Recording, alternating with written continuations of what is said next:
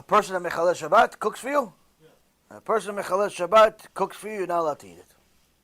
Because if he violates Shabbat, you cannot, obviously does not care about his own soul, which means, needless to say, he doesn't care about your own soul. Which means what?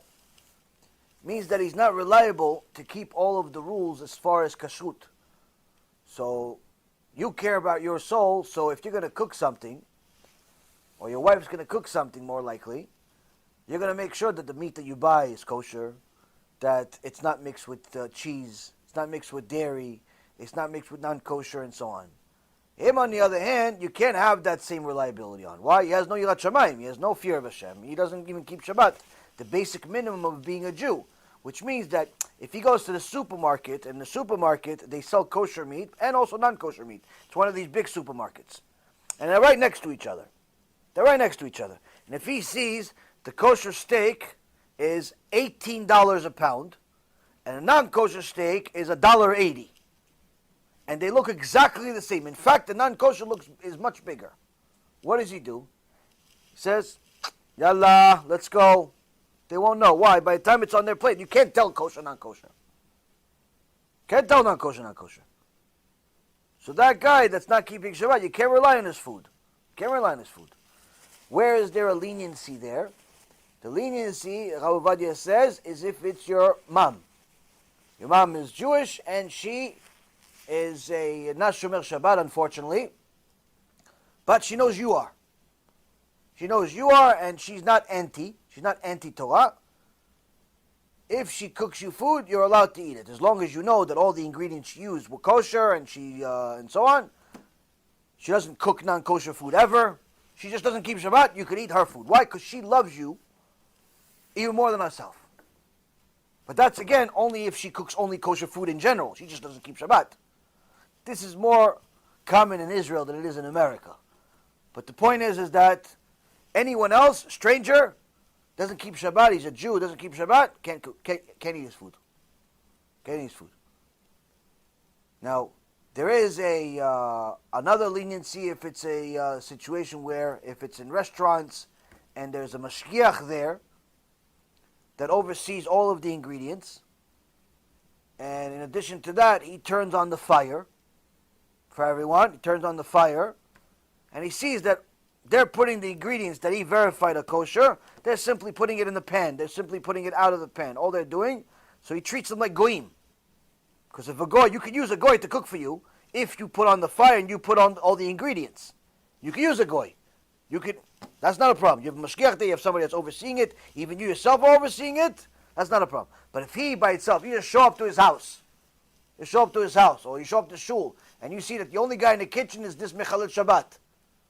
He's the one that cooked it, he's the one that bought it, he's the one that did everything, not allowed to eat it. And some won't even eat it from the other leniencies that I've mentioned. Many will not eat from the other leniencies that I mentioned. But the point is that if somebody, you don't know who did what, you have no idea where the meat is and so on, no, not allowed. Why? And it's a very big deal because when you eat something that's not kosher, even if you don't know it's not kosher, let's say you have a plate, you have something, and the supermarket made a mistake. The guy that was putting labels on the things, he started putting kosher on everything, even though it wasn't kosher. You made a mistake. Now you ate it thinking it's kosher. It's not your fault. Right? It's not your fault. You didn't do it on purpose. You ate it, you cooked it, everything, put all the good ingredients, but in reality the meat's not kosher. Guess what? Your neshama is still going to get affected. Even though it's not on purpose, your neshama is still going to get affected. Why? HaKadosh Baruch Hu says, "V'nitmetem bam." Non-kosher food affects you and makes you tameh. All of a sudden, it's hard for you to understand stuff. All of a sudden, you forget. All of a sudden, you feel like going to a nightclub. 3 o'clock in the morning, you're married with 4 kids. All of a sudden, you have all types of shtuyot in your head. What happened? Check your food. Check your food. It could also be Yetzirah, but the point is that you have to be careful with food. That's why some people are very, very serious about kashrut. They don't eat kashrut from just anybody. They order from specific people that they know they can rely on. Like I can tell you myself, I'm not going to mention the name. There's other Shem, they do TeShuva. There's one store in my neighborhood, I wouldn't buy bazooka gum from them. They sell meat.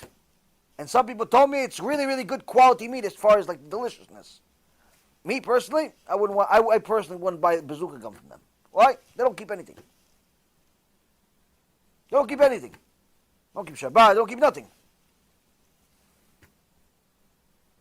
So, to go buy from a supermarket that the guy's not keeping anything, why? If I have an option of somebody that keeps Torah mitzvot, especially the option sometimes is next door, or down the street, he keeps Torah and mitzvot, and this guy's mechalet Shabbat. Why should I buy from him? Why? I'm starving. Do I have to eat? So sometimes we order from New York. Why do we order from New York? Trust their kashrut more. Certain companies in New York, I trust their kashrut more than I trust in places in Florida. Sometimes there are some places in Florida that are good, no problem. But sometimes we'll order from New York. Why? Because there's certain places that I prefer their kashrut. Some people are much more strict. What do? They don't buy from anybody. What do? They don't buy from anybody. Even the guy that has big rabbis supporting him, everything, don't buy from nobody. What do? They get a few people together, they get a shochet, they buy a cow, yalla, let's go, I want to see it. I want to see you slaughter the cow. No, I want to see. No. Yalla, chazak u'baruch. To slaughter the cow, they get it. That's how they do it. Not as common here in America, but it happens. You get a few families together, you get a shochet that's really good at what he does, because you could risk potentially losing the whole thing. If the guy makes a mistake, you have to sell to the Arabs for half the value.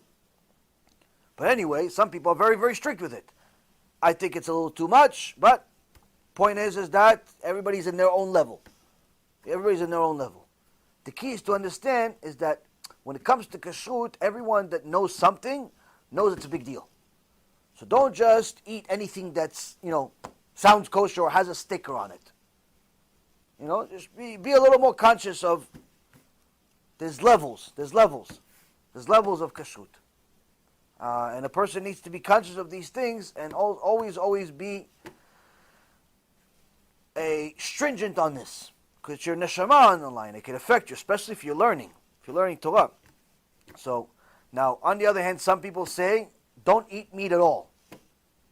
There's some tzaddikim that say, don't eat meat at all. Why? You can't rely on anybody. My Rav, I've asked him this before. For a little while, we stopped eating meat. But then my Rav told me, eat meat. I said, yeah, but this, but that. He said, eat meat. Eat it. Why? He says, number one, I see you're getting weak. And you're not able to learn as much, you're not able to do this, you're physically getting weak. And what you're trying to, not make up as a possible mistake is creating a lot more harm than good of you not eating meat. So eat meat. Second thing is, he says, if you don't trust the kosher institutions as a whole, pretty much you don't trust anybody, then you simply can't eat anything. You can't eat, it's not just meat. You can't drink coffee. Maybe they have some bugs in it for flavoring. You can't eat candy. There's bugs in there also for flavoring and for food coloring. Can't eat anything, nothing. Milk, you can't get milk. Why? Maybe it's milk from a camel. What, did you see the cow being milked? See the cow? No, you see the cow. All you see is a little plastic bottle, has some milk in it, but it has a picture of a cow. So, I have a lot of pictures. You get it from Vistaprint, 2 cents. So, you can't just not trust anyone. You have to trust the kosher institution as a whole, because or else you just simply can't live. And you can't say, no, I just don't trust them on the meat part. That's nonsense. You're just being, crazy. Okay, so, it's important to be stringent when you can be, but don't go too far to the extent where you're like on strike against everyone in the world. Doesn't work. You're not going to get very far. So my own rabbi taught you. We did this for a few months, and it didn't work out so well, especially when I got rebuked. But the point is that again, you have to trust the system to a certain extent. If you can get better quality meat, always get the best. Always get the best quality, even if it's more expensive. If you could get halak, bet Yosef, it's going to cost you 10, 15, 20% more, which usually it doesn't, but let's say it does, pay for it. Why? Kadosh Baruch Hu pays. Kadosh Baruch Hu pays. So it's important for a person to spend his money on mitzvot. Don't try to save money on mitzvot. Oh no, this guy's a butcher. His chicken is only $8. This guy's chicken is like $11, $12. Why should I pay so much money? It's just a chicken. No, it's not just a chicken. It's not just a chicken. Sometimes it's because the kashrut over here is, some guy that's maybe not even Jewish. And this guy actually has some Yirat Shamayim Jews. You guys think it's a No. Rabbi Ovadia Alav Shalom, when he went to Egypt, he became a Rav in Egypt. First job, found out that the shochet over there, the butcher over there, the famous shochet over there, was selling people nevelot v'trefot. He came over there, he saw what he saw, he says, took out, in front of everybody, took out his kashrut. Pretty much, out of business. The guy took a gun out, wanted to kill him. He said, you can kill me, you're still not going to get the kashrut back. Years later, after Ovadia already went back to Eretz Yisrael, one day somebody shows up in his house, walks into the house, because people were able to walk to his house, just somehow get in, walks in, has a gun, points at Rabbi Ovadia again. Who is it? The same guy from Egypt. He said, give my kashrut back. He goes, go. You're still not getting it. 20 years passed, you're still not getting the kashrut back. Why? Once you have verified that you're selling people nevelot v'trefot, that's it, you can't get kashrut. Some people, they may sell kosher food, but it's horrible stuff. Like I had one place I bought food from. Now, once in a while this happens. You deal with meat and stuff like that, it happens. But when it becomes a pattern where 4, 5, 6 times out of 8 or out of 7 times, you see that the top part of the meat looks great, the bottom part has mold. That means that guy, he's not a kosher person. Forget the chicken. The chicken may be kosher. It's not good though. You can't eat it. It has mold. But he's not kosher. He's selling you old meat. He has the nice meat on top, and the bottom meat that already went bad, he still wants to sell it and get full price. He's not kosher. If he's not kosher, you can't buy nothing from him. You can't buy bazooka gun from him. And it happened several times. A few times. They sell you a piece of meat. It happens one time. Okay, no big deal. Happens 5, 6 times already. No, that's something wrong. Say something wrong. Every time there's mold. Where are you, in a cave?